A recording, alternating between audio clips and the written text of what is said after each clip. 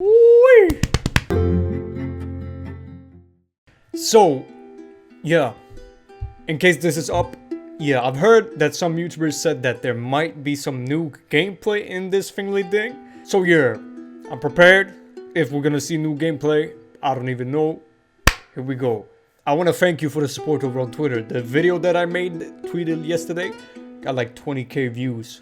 Compared to YouTube, it barely got 2k views.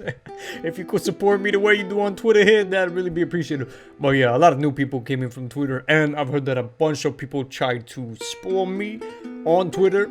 I don't read notifications or comments, so yeah, if you hate me for being excited for the game, I haven't seen the leaks, so yeah. But anyway, let's just watch this video.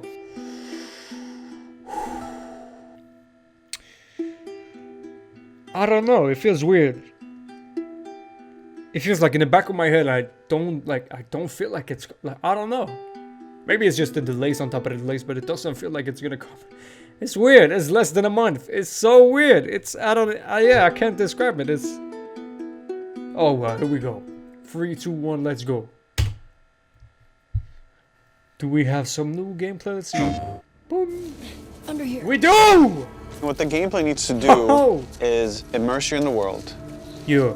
Give you as many interesting actions to survive we've seen that. And overcome obstacles. And obstacles could be infected, it could be other people, it could just be the environment, it could be rushing water, anything that could happen in this post-apocalyptic world. They showed clean? Yeah.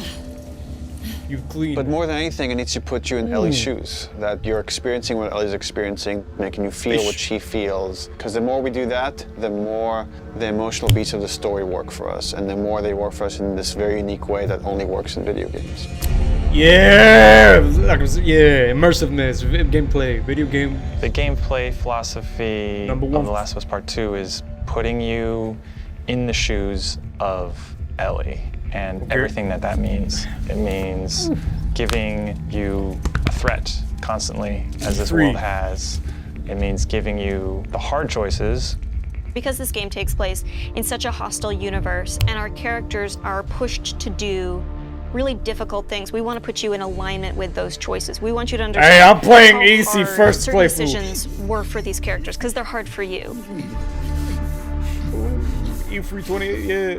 I would say the overarching philosophy of how we approached designing the game mechanically is how can we take things to the next level. Wait a minute. Ellie can prone, I know that. Squeeze Everything rules. kind of comes out of the story.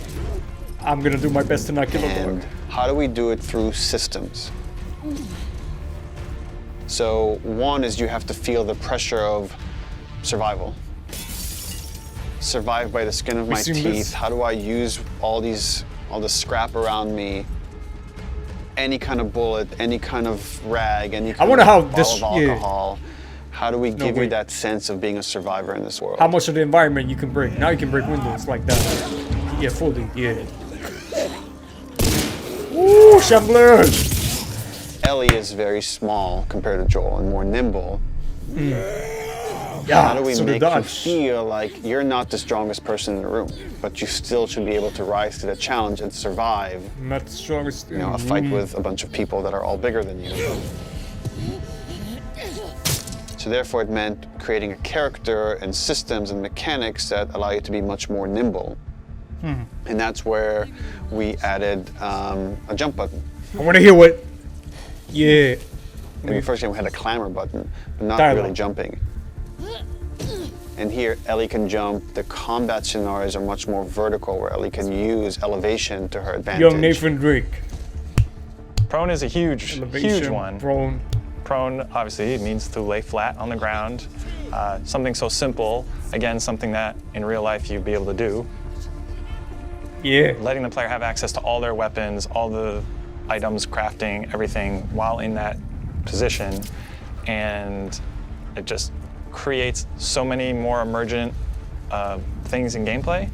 Now that we have this other state that the player can be in, which are very low to the ground, how else can we use this other than just hiding in vegetation? We're like, well, there's a lot of man-made things, or different structures that have collapsed that allow just enough space for you to crawl under, and which means that now, as enemies are looking for you, you can crawl under things and hide, and it's just one more way to assess your environment and use it to Ellie's advantage. Now, because you can hide under things, we made them smarter and gave them the ability to look under things. So while you might hide somewhere and be safe for a while, eventually they're going to start looking under stuff, and if you're hiding under a truck and they spot you, they're going to yank you out already, and then try to kill you.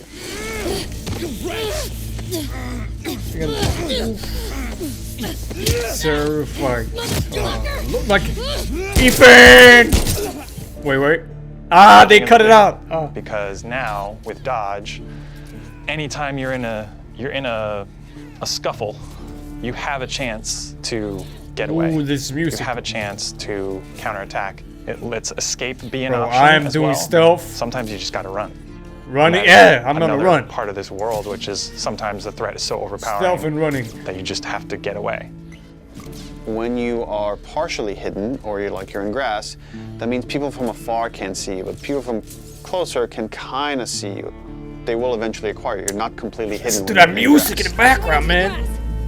Watch yourself. And it makes you as a player become much more aware of your surroundings. Jump, prone, dodge, all these things feed into both exploration and combat, because I'm listening to what they're saying, but the music. The size of spaces can be bigger, the intricacy of spaces can be more complex, and it still works exactly as you would expect. So when it came to our level design, we really wanted to challenge ourselves to make a world that really felt like a real space as much as we possibly could, and didn't feel like a series of combat encounters and exploration spaces and then combat encounters that felt like a Hall of Horrors or something, but something that really felt like a space that you could explore that seemed like a legitimate urban environment. And that pushed us to make our level design even more open than it was in the first game, which for us at the time was pretty open. In this game, we've gone so far in making the level design open.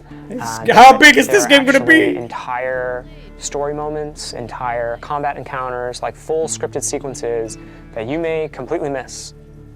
And there are things that we feel like, a portion of our player base may never see these things, the fact that when you do encounter them, you feel like you discovered them. I thought I heard about that before. This charm and this magic that I think is unique to games. This happened to me because of what I did and the place I explored to.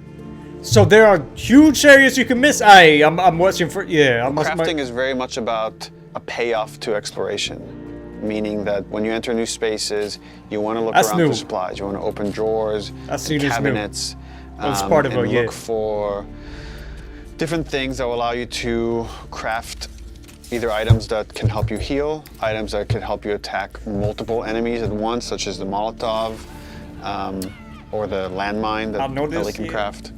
Items that can help augment your weapon, definitely. A silencer for her pistol, or craft new kinds of ammo. It also gives us tons of interesting gameplay choices and overlaps that you can do at any moment. That's new. And on the fly. Well, it's part of a game that I'm sorry. Wants you to make a lot of different decisions in combat as possible. And the way that we've expanded the recipe roster and all of the recipes and how they interact with each other is carefully chosen for the different ingredients and making sure that you always have these interesting decisions to make. We put a much stronger emphasis on the importance of the choices you make in the long term for your character. It'd be useful. Through the weapon upgrade system, through the player upgrade system, there aren't enough resources in a single playthrough to fully upgrade your character. The choices that you make, you're going to have to live with. And we wanted to make sure that all of the choices that you made I'm going full really pussy on first mode. And tangible effect on the way that you play. You can't fully upgrade, but you can do the replay with the same save file. You feel a greater kinship with Ellie because you are music that you've already made. Like you are continuing this through line of her journey through this world, and the moment-to-moment gameplay is influenced by that in a way that we haven't before.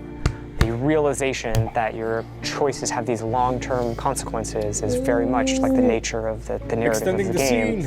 Look at that! And I'm happy that the mechanics are supporting that. Me too, Anthony. Me too. It might have seemed like I didn't pay attention a lot. I did. I got a lot of things on the first. Yeah, holy shit. So I'm getting from this. Yeah, I especially what. Yeah, in my brain, you know what I'm saying. What Anthony said, you can miss certain. Like I think I've heard that before somewhere. Yeah, I might have been wrong. But you can miss like it area. Yeah. More details on this. Yeah. In the future.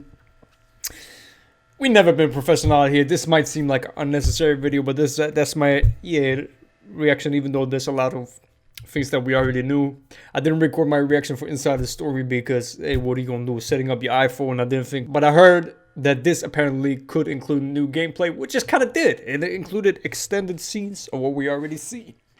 I like it, bro. Look at this shot right here. Wait. Oh, fuck. How do I time this with editing? Because I'm recording on iPhone. Wait. 8 minutes.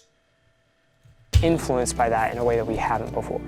The realization that your choices have these long-term consequences is very much like the nature of the narrative of the game. Oh, it feels just...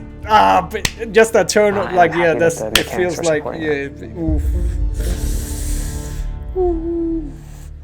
Yeah, you know what I'm saying? That's what you... Yeah, it feels... Yeah. That's what I'm gonna do when I first boot up the game. And I'm just gonna walk around, look at a bunch of shit, look at the details. Holy macaroni, man. Anyway, more details on this later. My thoughts later. Yeah. Hope your day going good.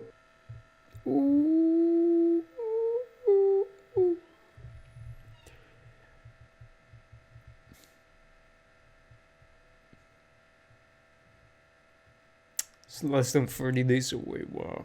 Like I said, it feels surreal. If you enjoyed this video, yeah, do whatever you want to do. I'm there to survive. And I'll see you when I see you.